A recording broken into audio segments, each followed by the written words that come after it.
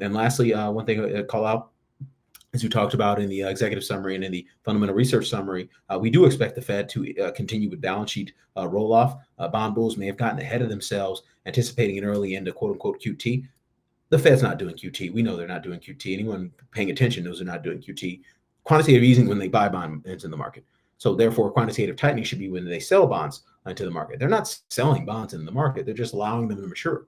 And so that's obviously part of the reason why, quote unquote, quantitative tightening hasn't been as onerous for asset markets as quantitative easing was good. So that's one thing to call out. But in terms of another thing to call out, I think we're a long ways away from the Fed getting spooked about the minimum reserve levels in the system. So on this chart, the blue line, so we'll just go through each of these panels. Blue line in this panel shows Federal Reserve balances divided by nominal GDP. The red line just shows nominal GDP. As you can see, we're well above the ratio that we achieved when the Fed had to do an about-face pivot in kind of the summer 2019 to protect the repo market. If you look at the reserve balances divided by commercial bank assets at 15%, we're well above the level in 2019 where the Fed had to panic.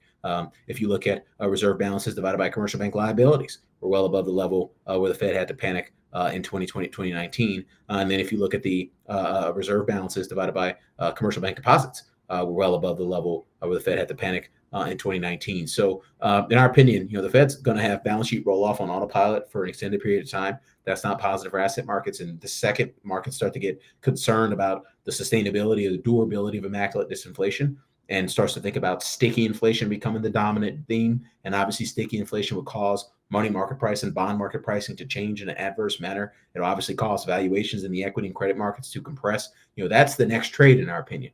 But putting on that trade now, in our opinion, is not the best. We're not getting any fundamental confirmation that now is a good time to put that trade on.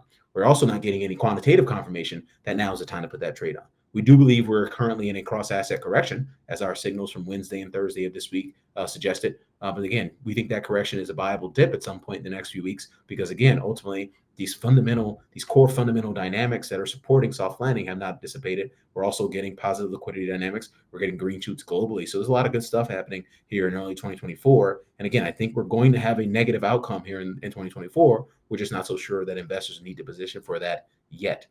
So we'll reserve our right to change our mind on that. For now, that's our key takeaway from the fundamental section of this presentation.